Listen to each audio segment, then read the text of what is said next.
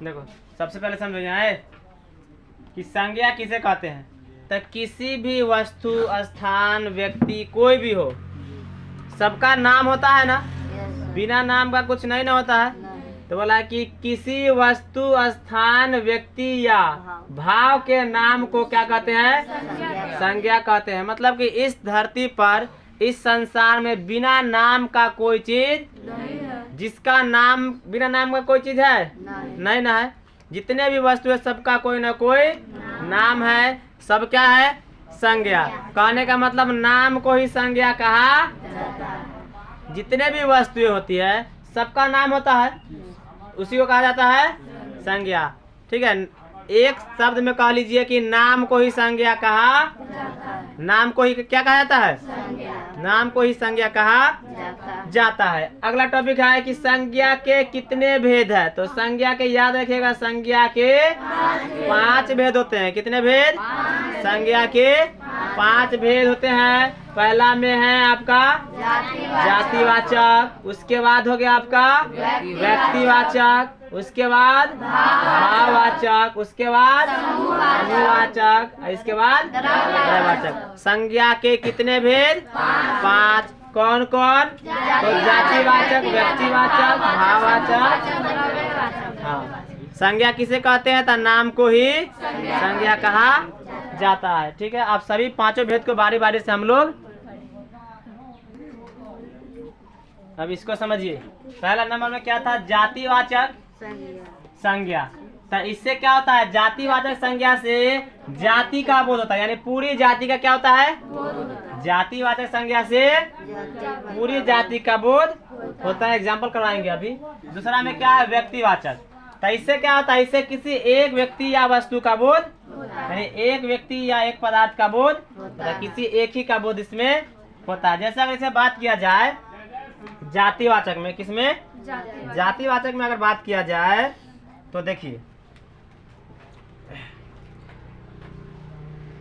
जैसे में लिख लीजिए फल। क्या हो गया? फल। तो जितना भी फल होगा पूरा फल का जाति आगे कि नहीं? इसमें लिख लीजिए फल का मतलब कोई भी लिख लीजिए, आम लिख दिए। तो किसी एक फल का नाम बोला है ना, किसी एक फल का नाम बोला है, तो इसलिए हो गया आपका ये व्यक्तिवाचक। ठीक, ऐसे पूरा फल का नाम बोल दिया, तो जब पूरा का नाम बोल दिया तो हो गया आपका ये जातिवाचक। और किसी एक का बोला है तो इसलिए हो गया ये व्यक्तिवाचक। क्या बोला? किसी एक व्यक्ति या पदार्थ का बोध होता है। तो एक फल का नाम बोला है, एक आम का नाम बोल रहा है, आई फल, इसका पूरा फल का नाम बोल दिया, तो पूरा जितना भी फल होता है पूरा फल जाति का बोध कराया ना। दूसरा नाम, दूसरा बात करते हैं। लीजिए इसमें और ले लीजिए मोहन। मोहन नहीं, इसमें लिख लीजिए लड़का। क्या है? चलेगा बिल्कुल। यहाँ लिख दिए लड़का, लिख दिए। और लड़का में यहाँ लिख लीजिए मोहन। कोई दिक्कत? यहाँ कोई एक लड़का मोहन है, यहाँ क्या है? कोई एक लड़का क्या है? मोहन है। तब व्यक्तिवाचक हो गया है। और यहाँ जितना भी लड़का होता है सबका जाति का बोध करा रहा है। यहाँ निश्चित एक लड़का जिसका नाम है मोहन, और यहाँ पूरे लड़का लिख दिया है। लड़का मतलब पूरे लड़का का जाति का बोध। और यहाँ कोई एक लड़का का बात बोल रहा है, तो एक का बात बोला है इसलिए व्यक्तिवाचक, और पूरे जाति का बोध करा रहा है इसलिए जातिवाचक। चलिए और ले लीजिए लड़की। लड़की यानी जितने भी लड़की का जात होता है सबका बोध हो रहा है वहाँ जातिवाचक। यहाँ कोई लड़के का नाम लिख लीजिए, सीता, कुछ लिख ले, कोमल लिख देते हैं, कोई दिक्कत? यहाँ कोई एक लड़की का नाम बोला गया है, यहाँ कोई एक लड़की का नाम बोला गया, इसलिए कौन संज्ञा हो गया? व्यक्तिवाचक। इसी का अगर जातिवाचक बनाया जाए तो क्या है? देखो लड़की पूरा क्या है? जाति होगा, पूरा लड़की का जाति है कि नहीं? बात कर लिया जाए यहाँ फूल है, यहाँ जितने फूल है इसमें सभी आ जाएगा। जितने फूल है इसमें सभी आ जाएगा। इसमें कुछ ले लो, गुलाब, कमल, चमेली, कोई ले लो, हम कमल ले लेते हैं, कोई दिक्कत? तो यहाँ कोई एक कमल के बात किया जा रहा है, कमल के फूल का, और यहाँ पूरे फूल, तो यहाँ पूरे फूल का जाति का बोध करा रहा है। कमल, चमेली, जूही, जितना भी सब फूल का बोध करा रहा है ये। और यहाँ कोई एक फूल का नाम बोला है, तो कोई एक का नाम बोला है इसलिए ये हो गया आपका व्यक्तिवाचक। और यहाँ पूरे जाति का बोध करा रहा है इसलिए। चलिए हम नाम लेते हैं यहाँ नदी। क्या लिखते हैं? यानी जितने भी नदी है सब आ गया इसमें। नदी का जितने भी जितने भी नदी है सब इसमें आ गया। यहाँ कोई और खास नदी का नाम बोलो, गंगा ले लेते, कोई दिक्कत? गंगा। तो यहाँ कोई एक नदी का नाम बोला इसलिए क्या हो गया ये? यहाँ कोई एक नदी का नाम बोला है इसलिए कौन कौन संज्ञा हो गया ये? व्यक्तिवाचक। यहाँ पूरे नदी का बोध करा रहा है, यानी पूरे नदी का जो जाति है उसका क्या करा रहा है? यहाँ देखिए कोई एक नदी है जिसका नाम है गंगा, तो एक गंगा का बोध करा रहा है। और यहाँ नदी, गंगा का यहाँ लिख दिया है नदी, तो इससे पूरा जितने भी नदी होगी सभी का बोध करा रहा है, यानी पूरे नदी का बोध इसमें हो रहा है। और ले लीजिए, तो समझ में आया तुम लोगों को कि जब एक का बोध कराए तो व्यक्तिवाचक, जब उसके पूरे जाति का बोध कराए तो जातिवाचक। हम क्या कहे थे?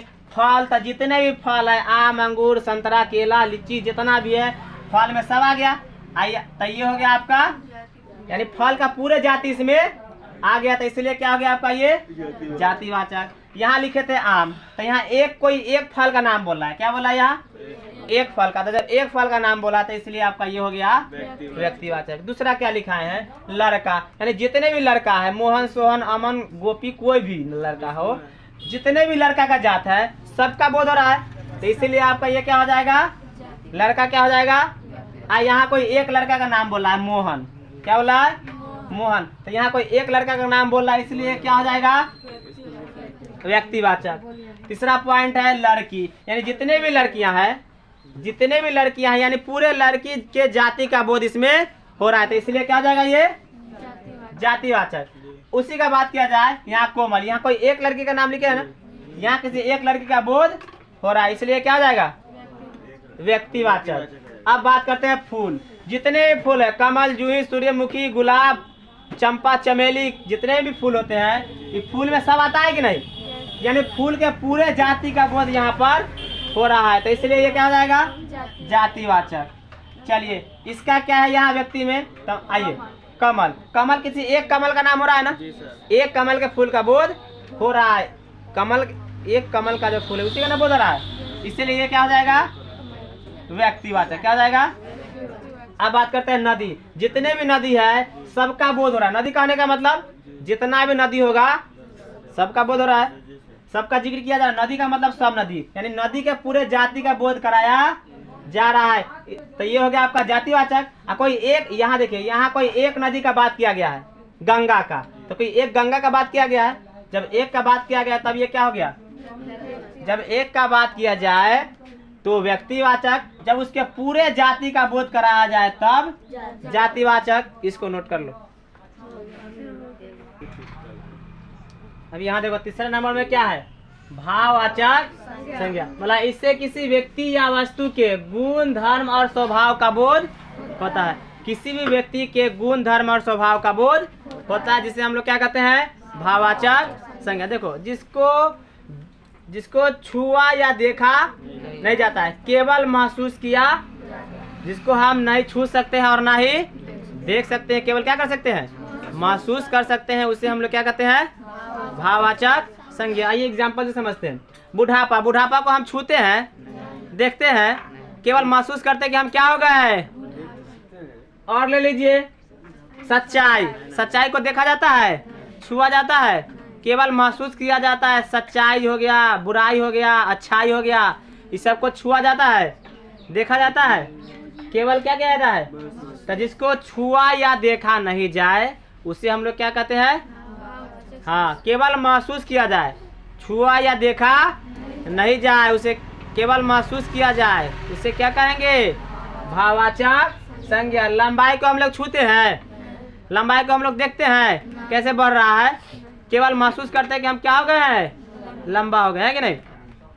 और भी है मिठास, मिठास हम लोग देख के थोड़ी पता चलता है कि मीठा होगा, छू के थोड़ी खाते तब लगता है कि हाँ मीठ है कि नहीं। मिठाई को देख के मान लो उसमें नींबू डाल के बना सकता है, तो उसको हमें छू करके या देख करके पता थोड़ी कर सकते हैं, जब उसको खाते हैं तब पता चलता है कि ये क्या है? मीठा है कि नहीं। खट्टा भी हो सकता है, तो हम लोग खा के देखें तभी पता चलेगा, ऐसे हम उसको पहले देख करके, ठीक है। अगला बोल रहा है धर्म, धर्म को हम लोग देखते हैं, छूते हैं, केवल महसूस तो जिसको देखा या छुआ नहीं जाए, केवल महसूस किया जाए। जैसे कोई बच्चा बहुत तेज है पढ़ने में, कोई बच्चा तो मुंह पर थोड़ी लिखा रहता है कि बच्चा बहुत तेज है। कोई बच्चा बहुत कमजोर है पढ़ने में, तो मुंह पर थोड़ी लिखा रहता है कि कमजोर है। केवल महसूस किया जाता है कि ये बच्चा क्या है, कमजोर है या कोई बच्चा तेज है। ठीक है, कौन संज्ञा हो जाएगा वो? जिसको देखा या छुआ नहीं जाए, केवल महसूस किया जाए, उसे कहते हैं भाववाचक संज्ञा। अब चौथा नंबर पर बात करते हैं समूहवाचक संज्ञा। किसका? तो समूहवाचक का मतलब होता है जिससे पूरे समूह और समुदाय का बोध हो। जिससे पूरे समूह या समुदाय का बोध हो, उसे हम लोग क्या कहते हैं? समूहवाचक संज्ञा। जैसे वर्ग, स्कूल में जब क्लास में बैठता है अकेले थोड़ी रहता है बच्चा, उसमें बहुत सारा बच्चा का वर्ग उसमें रहता है। और ले सेना, सेना तो लड़ने जाता बॉर्डर पर, अकेले कोई सैनिक लड़ता है नहीं ना, उसके साथ बहुत सारा सैनिक होता है, सेना होता है, झुंड होता है सेना का। और भी है इसमें सभा हो गया, सभा में अकेले सभा होता है नहीं, बहुत सारा आदमी होता है तो उसी को कहा जाता है सभा। और भी ले लीजिए गुच्छा, गुच्छा अकेले रहता है, ये गुच्छा नहीं कहा जाता। अंगूर का गुच्छा का देखा है? अंगूर का गुच्छा तो गुच्छा होता है, बहुत सारा उसमें अंगूर रहता है कि नहीं, जिसमें पूरे का बोध किया जाए। ठीक है, जिसमें पूरे समूह या समुदाय का बोध हो, उसे हम लोग क्या कहते हैं? समूहवाचक संज्ञा। पूरे समूह या समुदाय का जिसमें बोध हो, उसे कहते हैं क्या? समूहवाचक। जैसे अंगूर का गुच्छा हो गया, किसी चीज का झुंड हो गया, विद्यार्थियों का समूह हो गया, ये सब क्या हो जाएगा? समूहवाचक संज्ञा हो गया। अब बात करते हैं किसका? 5वां नंबर पर द्रव्यवाचक। क्या है? द्रव्यवाचक संज्ञा। इससे किसी द्रव्य या धातु का बोध होता है। सुनो, जिससे किसी द्रव्य या धातु का बोध हो, उसे कहते हैं द्रव्यवाचक। जिससे किसी भी द्रव्य या धातु का बोध हो, उसे क्या कहते हैं? द्रव्य। जिससे किसी द्रव्य या धातु का बोध हो, उसे कहते हैं द्रव्यवाचक संज्ञा। अब बात करते हैं इसका एग्जाम्पल। दूध हो गया आपका द्रव्य, होता है कि नहीं? कौन संज्ञा हो जाएगा? दूध। सोना होता है आपका धातु, कौन संज्ञा हो जाएगा? चांदी हो गया आपको धातु, कौन संज्ञा? घी हो गया आपका द्रव्य, कौन संज्ञा? पानी हो गया आपका द्रव्य, कौन संज्ञा? पीतल हो गया धातु, कौन संज्ञा? द्रव्यवाचक संज्ञा। ठीक है, जिसको तौला या मापा जाए, गिना नहीं जाए, उसको इसका परिभाषा एक तरह से और भी दे सकते हैं। जिसको गिना नहीं जाए, केवल तौला और मापा जाए, गिना नहीं जाए, उसे हम लोग क्या कहते हैं? ऐसे ही बोल सकते हैं। जिसको तौला या मापा जाए लेकिन गिना नहीं जाए, उसे हम लोग क्या कहते हैं? क्या आप दूध को गिन सकते हैं? सोना को गिन सकते हैं? चांदी को, घी को, पानी को, पीतल को आप गिन नहीं सकते। इसको तौल और माप सकते थे। जिसको तौला या मापा जाए परंतु गिना नहीं जाए, उसे हम लोग क्या कहते हैं? द्रव्यवाचक संज्ञा। अब संज्ञा को एक बार फिर से रिपीट कर देते हैं। इस संसार में जितने भी वस्तुएं हैं, सबका कोई न कोई नाम है। सब क्या कहलाएगा? संज्ञा। यानी नाम कोई कहते हैं संज्ञा। संज्ञा के टोटल 5 भेद होते हैं। कितने भेद होते हैं? 5। पहला नंबर पर क्या था? जाति। जिससे पूरी जाति का बोध कराए, उसे कहते हैं जातिवाचक। जैसे आप ले लीजिए नदी, तो जितने भी नदियां होगी सभी आ जाएगा नदी में। लड़का, तो जितने भी लड़का होगा संसार में सभी का बोध हो रहा है, यानी पूरे लड़का जाति का बोध। बात कर लीजिए फूल, तो जितने भी फूल होंगे, कमल, चमेली, जितने भी फूल हो गए, सभी का बोध कराएगा। तो इसे हम लोग क्या कहेंगे? जातिवाचक संज्ञा। दूसरा नंबर पर क्या बताए थे? दूसरा नंबर बताए थे व्यक्तिवाचक। किसी एक का बोध कराए। मान लीजिए अगर नदी की बात किया जाए तो एक नदी, गंगा नदी ले लीजिए। क्या फूल की बात किया जाए तो कोई एक फूल, गुलाब ले लीजिए, कोई एक गुलाब के फूल की बात कर रहा है ना। कोई एक लड़का का नाम ले लीजिए, सोहन, गोपी, कोई एक लड़का का बोध हो रहा है, तो कौन संज्ञा हो जाएगा? जैसे कोई लड़के का नाम ले लीजिए, शीला ले लीजिए, कोई एक लड़की का नाम ले लीजिए शीला, तो कोई एक लड़की का बोध हो रहा है ना, तो कौन सा संज्ञा हो गया बताइए? इसके बाद क्या है? इसके बाद भाववाचक है। तो जिसको हम लोग क्या करते हैं? जिस संज्ञा को हम लोग देखते नहीं है और ना ही छूते हैं, केवल क्या करते हैं, जिसको ना ही देखा जाए और ना ही छुआ जाए, केवल क्या किया जाए, महसूस किया जाए, उसे क्या कहते हैं। जैसे अच्छाई, बुराई, ईमानदारी, बुढ़ापा, मोटापा।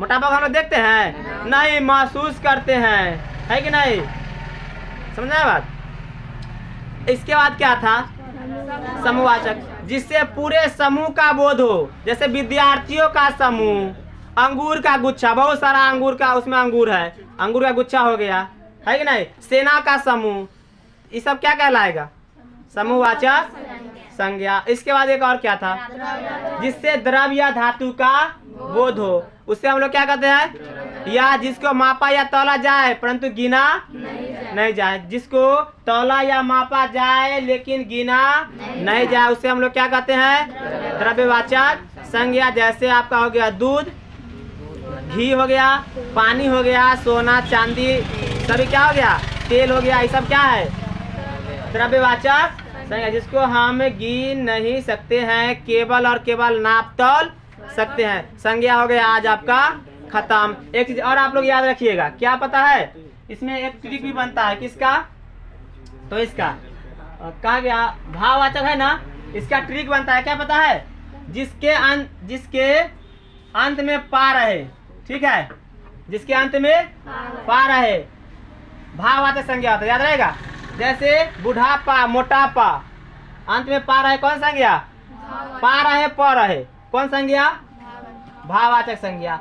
दीर्घी रहे, ये वाला दीर्घी, कौन संज्ञा, जिसके अंत में दीर्घी रहे, कौन संज्ञा, यहाँ भी दीर्घी है, दीर्घी दिख रहा है, ये दीर्घी है, कौन संज्ञा, अंत में क्या है, दीर्घी है, कौन संज्ञा, ठीक है। इसमें जिसमें स रहा है, ये वाला स, कौन संज्ञा, मिठास, कौन संज्ञा, भाववाचक। अब बात कर लेते हैं, ठीक है। तो ऐसे हम लोग संज्ञा को समझेंगे।